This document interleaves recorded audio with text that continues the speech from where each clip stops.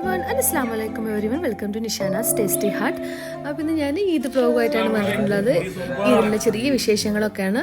അപ്പോൾ വീഡിയോക്ക് പോകുന്നതിന് മുമ്പ് പറയാൻ ആദ്യമായിട്ട് വീഡിയോ കാണുന്നവരാണെങ്കിലും സബ്സ്ക്രൈബ് ചെയ്ത് സപ്പോർട്ട് ചെയ്യൂ കേട്ടോ. ഈ വീഡിയോയിലേക്ക് പെരുന്നാളിന് തലേ ദിവസത്തെ കാഴ്ചയാണ് കേട്ടോ. അപ്പോൾ നാളെ പെരുന്നാളാവോ ഇല്ലയെന്നൊന്നും അറിയില്ല. അപ്പോൾ ഷെസ്ഫ എന്തായാലും ഡ്രസ്സൊക്കെ വാങ്ങിക്കാൻ വേണ്ടി പോയിട്ട് വരാണ്. പിന്നെ പെട്ടെന്നാണ് പെരുന്നാളെന്ന് അറിഞ്ഞത്. അപ്പോഴാണ് ഓർത്തത് സത്യത്തിൽ മൈലാഞ്ചി ഇല്ല എന്നുള്ളത്. അപ്പം വേഗം തന്നെ അടുത്തന്നെ ലുലു, അപ്പോൾ അവിടെ പോയിട്ട് മൈലാഞ്ചി കോൺസൊക്കെ വാങ്ങിച്ചു. അപ്പം നമ്മളെ കാലത്തൊക്കെ നമ്മളൊക്കെ ചെറിയ കുട്ടിയായിരുന്ന സമയത്ത് മൈലാഞ്ചിയുടെ ഇലയൊക്കെ എടുത്ത് ഊരി അരച്ചൊക്കെ ഇടുന്നൊരു കാലഘട്ടത്തെക്കുറിച്ചൊക്കെ എനിക്ക് അപ്പോൾ ഓർമ്മ വന്നു കേട്ടോ. എന്നാൽ ഇപ്രാവശ്യത്തെ പെരുന്നാളെന്ന് പറയുന്നത് എന്നെ സംബന്ധിച്ചിടത്തോളം ഭയങ്കര ഒരു ഇരട്ടി മധുരം എന്ന് പറയുന്ന പോലെയാണ്. വേറെ ഒന്നുമല്ല, എൻ്റെ ഉപ്പയമ്മയും കൂടെ ഉണ്ടായിരുന്നു കേട്ടോ. അപ്പോൾ അവരും കൂടെ ഉണ്ടാകുമ്പോൾ ഒരു സന്തോഷമല്ലേ. പിള്ളേർ മൈലാഞ്ചിയൊക്കെ ഇടുന്ന തിരക്കിലാണ്. അപ്പം മൂത്ത മോളെ ശരിക്കും ഞങ്ങൾക്ക് ഇങ്ങനെ മിസ് ചെയ്തിട്ടുണ്ടായിരുന്നു. അവൾ നന്നായിട്ട് മൈലാഞ്ചിയൊക്കെ ഇടും കേട്ടോ. ഇവർക്ക് രണ്ടാൾക്കും അത്ര അറിയില്ല. ഇത് രാവിലത്തെ കാഴ്ചയാണ്. നമ്മളെല്ലാവരും കൂടെ പള്ളിയിൽ പോയിട്ടുണ്ടായിരുന്നു. അപ്പോൾ ഇവിടുത്തെ ഈദ്ഗാഹ് എന്ന് പറയുന്നത് ശരിക്കും മലയാളികളൊക്കെ നടത്തുന്ന ഈദ്ഗാഹ് ഉണ്ട് കേട്ടോ. അപ്പോൾ കുറച്ച് ഇത്തിരി ദൂരമായത് കാരണം ഞങ്ങളങ്ങനെ പോയിട്ടുണ്ടായിരുന്നില്ല. ഇവിടെ പള്ളിയിൽ നമ്മൾ തറാവി നമസ്കാരത്തിനോ പോയിരുന്ന ആ പള്ളിയിൽ തന്നെയാണ് ഈദ്ഗാഹ് ഉണ്ടായിരുന്നത്, അതിൻ്റെ അടുത്തായിട്ടുള്ളത്. ഒത്തിരി പേരുണ്ടായിരുന്നു കേട്ടോ. അപ്പോൾ ഇവിടെ സാധാരണ രാവിലെ 5:30 ഉണ്ടാവുക. അപ്പോൾ എപ്പോഴും നേരത്തെ ഉണ്ടാവും. നമ്മുടെ നാട്ടിലെപ്പോഴും ഇപ്പോൾ 7 മണി 7:30 അങ്ങനെയൊക്കെ ഉണ്ടാവും. അപ്പോൾ അങ്ങനെയൊന്നുമില്ല. അപ്പോൾ ഏതായാലും അവിടെയൊക്കെ പോയി തിരിച്ച് വന്നു. ഉപ്പയമ്മയെ സംബന്ധിച്ചോളം വലിയൊരു സന്തോഷ ദിവസം തന്നെയാണ്. കാരണം എന്ന് വെച്ചാൽ പൊതുവേ അവരെപ്പോഴും പെരുന്നാളൊക്കെ ഉണ്ടാകുമ്പോൾ നാട്ടിൽ ഒറ്റയ്ക്കാണ് ഉണ്ടാവാറില്ല കേട്ടോ. അപ്പോൾ പള്ളിയൊക്കെ കഴിഞ്ഞ് വരുമ്പോൾ ഞങ്ങൾ അവരെ വിളിക്കാറുണ്ട്. ഇപ്പോൾ പള്ളിക്ക് അവരെ കൂടെ പോകാൻ പറ്റിയില്ല എന്നുള്ളൊരു സന്തോഷം എനിക്കും ഉണ്ടായിരുന്നു, അവർക്കും സത്യത്തിലുണ്ടായിരുന്നു.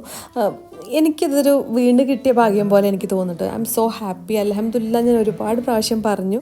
സോ അങ്ങനെ നമ്മൾ വീട്ടിലൊക്കെ തിരിച്ചെത്തി ഭക്ഷണത്തിന് വേണ്ടിയിട്ടുള്ള പുറപ്പാടതൊക്കെ ഉണ്ടാക്കാൻ വേണ്ടിയിട്ട് ഇങ്ങനെ ചിന്തിച്ചുകൊണ്ടിരിക്കുന്ന സമയത്താണ് നമുക്ക് ഈദ് മില്ലറിന് വേണ്ടിയിട്ട് റഷീദ് ഭായ് വന്നത്. റഷീദ് ഭായ് ആക്ച്വലി നമ്മൾ ഈ കോമ്പൗണ്ടിലെ ഒരു സൂപ്പർവൈസർ എന്ന് പറയാം. കാരണം 10-30 വില്ലകളുണ്ട് ഇവിടെ. അപ്പോൾ അതിൻ്റെ എല്ലാ കാര്യങ്ങളും നോക്കുന്ന ഒരാളാണ് കേട്ടോ. കാസർഗോഡാണ് അവരുടെ വീട്.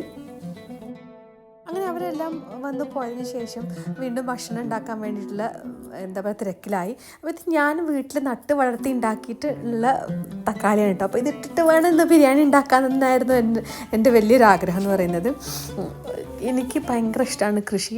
എൻ്റെ നേരത്തെ വ്ളോഗ്സൊക്കെ കാണുന്നവർക്ക് മനസ്സിലാവും എനിക്ക് ഭയങ്കര ഇഷ്ടമാണ്. അപ്പോൾ അന്ന് ഞാൻ ആക്ച്വലി ഫ്ലാറ്റിലായിരുന്നു. അപ്പോൾ എനിക്ക് അത്രത്തോളം ഒന്നും കഴിഞ്ഞില്ലെങ്കിലും ടെറസിൻ്റെ മേലെ ഒത്തിരി കൃഷി ചെയ്തിട്ടുണ്ടായിരുന്നു.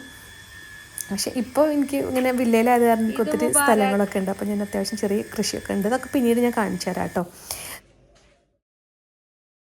അപ്പം ബീഫ് ബിരിയാണിയാണ് ഉണ്ടാക്കാൻ തീരുമാനിച്ചിട്ടുണ്ടായിരുന്നത് കേട്ടോ.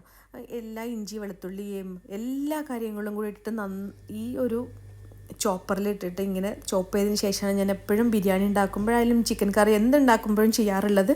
എനിക്കത് വളരെ എളുപ്പമാണ് കേട്ടോ.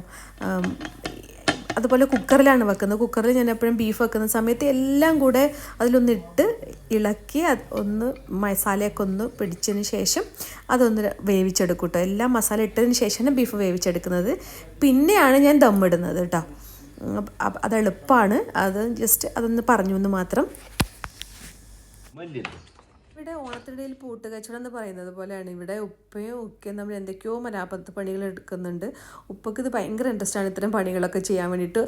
ഇക്കും അങ്ങനെ തന്നെയാണ് കേട്ടോ. അപ്പം ചക്കിക്കൊന്തര ചങ്ങര എന്ന് പറയുന്ന പോലെയാണ് അവരിങ്ങനെ പണിയൊക്കെ എടുത്തുകൊണ്ടിരിക്കുന്നുണ്ട്. അതിൻ്റെ ഇടയിൽ ഇത് എൻ്റെ ബിരിയാണി ഏകദേശം ഇവിടെ തിള വന്നിട്ടുണ്ട്. അതിനുശേഷം ഞാൻ 2 വിസിലാണ് കേട്ടോ എടുത്തിട്ടുണ്ടായിരുന്നത്. 2 വിസിൽ കഴിഞ്ഞ ശേഷം ഒരു 5 മിനിറ്റ് ചെറിയൊരു തീയിലിങ്ങനെ ഒന്നുകൂടെ വെച്ചിട്ടുണ്ടായിരുന്നു. അങ്ങനെ ഏകദേശം ഒരു 1/4 വേവായി ബീഫ്. അതിന് ശേഷമാണ് ഞാൻ അരിയൊക്കെ ഇട്ട് ചോറ് ഒത്തിരി വേവിച്ച് ദമ്മിട്ടത് കേട്ടോ. അപ്പോൾ ഇതേ ഭക്ഷണമൊക്കെ ഏകദേശം റെഡിയായി. നമ്മളെല്ലാവരും കൂടെ ഭക്ഷണം കഴിച്ചു. അങ്ങനെ അപ്രതീക്ഷിതമായി വന്നൊരു അതിഥിയാണ് കേട്ടോ ഈ ചക്കയുടെ കഷ്ണം. ഇത് റഷീദ് ഭായിക്ക് ആരോ കൊടുത്താണ്. അപ്പോൾ അദ്ദേഹം ഒരു ചെറിയൊരു എത്ത് എനിക്ക് തന്നാണ്. എത്തെന്ന് വെച്ചാൽ കഷ്ണമാണ് കേട്ടോ. കഷ്ണത്തിന് ഞങ്ങൾ എത്ത് എന്നാ പറയുക. നിങ്ങളുടെ നാട്ടിൽ എന്താ പറയുക എന്നുള്ളത് കമൻറ്റ് ചെയ്യൂ കേട്ടോ. അങ്ങനെ അതൊക്കെ കഴിച്ച് ചെറിയൊരു ഉറക്കം കൂടെ കഴിഞ്ഞതിന് ശേഷം ഞങ്ങളെല്ലാവരും കൂടെ പുറത്ത് പോകാൻ വേണ്ടി തീരുമാനിച്ചു. എല്ലാ പെരുന്നാളിലും നമ്മൾ മക്കളെ കൂട്ടി ഒന്ന് പുറത്ത് പോകട്ടെ. ഇപ്പോൾ ഉപ്പയും കൂടി ഉണ്ടായിട്ടുമ്പോൾ നമുക്കൊരു കൂടുതൽ സന്തോഷം. പക്ഷെ നമുക്കൊരു വിഷമം കൂടി ഉണ്ടായിരുന്നു. വേറെ ഒന്നുമല്ല, എൻ്റെ മൂത്ത മോള് ഷെൻസ കൂടെ ഉണ്ടായിരുന്നില്ല. അവളവിടെ നാട്ടിലായിരുന്നു. അപ്പോൾ അവൾ അവിടെ പഠിക്കുകയാണ് കേട്ടോ.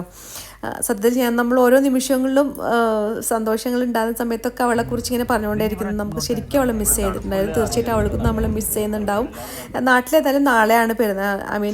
നമ്മളിവിടെ ഉള്ള ദിവസമായിരുന്നല്ലോ അവരുടെ പെരുന്നാൾ. അപ്പോൾ അങ്ങനെ ഞങ്ങൾ അവിടെ ഉള്ള ഒരു പാർക്കിലേക്ക് പോയി കുറച്ച് സമയം പാർക്കിലൊക്കെ ഒന്ന് ചിലവഴിച്ചു. അതിനിടയിൽ അവളെ ഒന്ന് കോൾ ചെയ്ത് സംസാരിച്ചുകൊണ്ടിരിക്കുകയാണ് ഒക്കെ.